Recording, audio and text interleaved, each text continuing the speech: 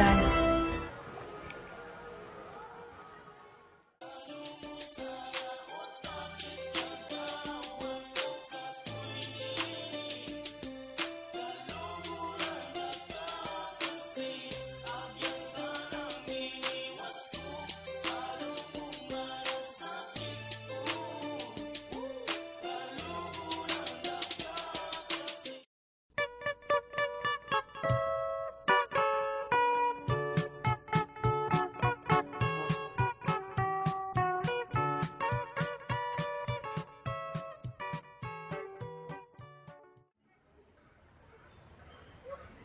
Malaunan, hindi na nagkaintindihan ang sundalo at ang dalaga.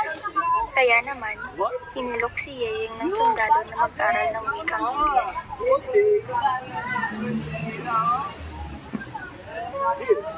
Here's the payment.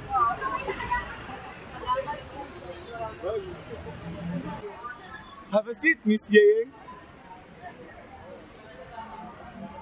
Miss Yeyeng, why don't you try to attend our English class? I will teach you. I will turuan you ng English. Malyari yung kung supan yung salita English? Yes, I will teach you.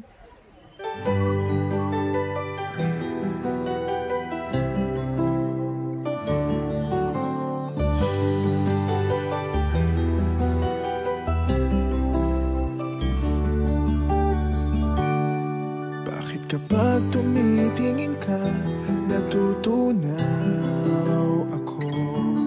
Bakit kapag lumalapit ka, kumakabog ang puso ko?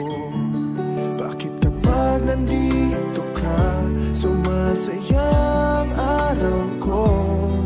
Lahat ng bagay sa mundo parang walang gulo. Bakit kapag nakikita ka, parang nasa ulap ako? Bakit kapag kausap kita, nauutal sa'yo?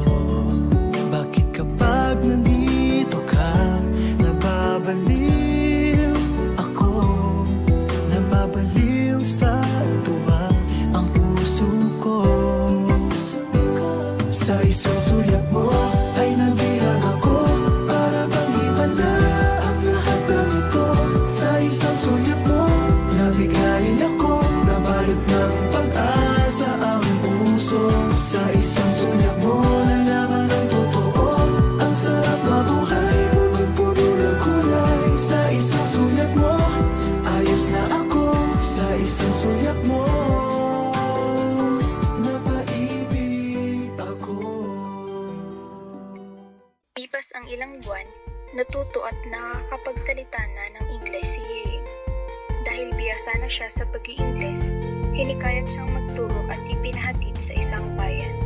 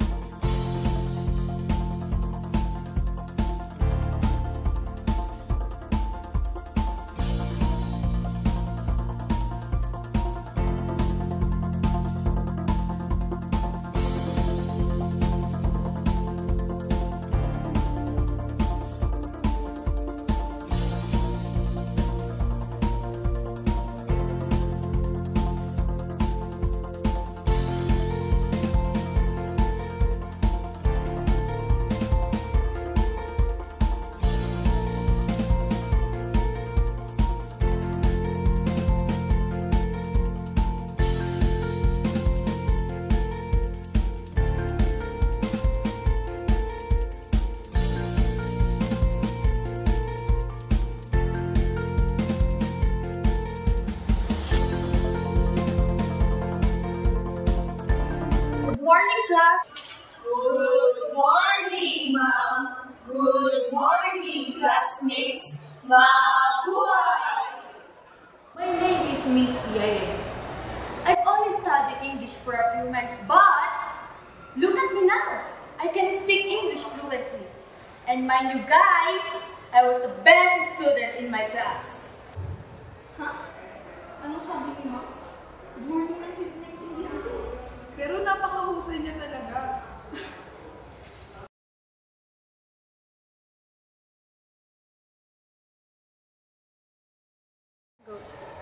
So our lesson for today, kids, are nouns and pronouns.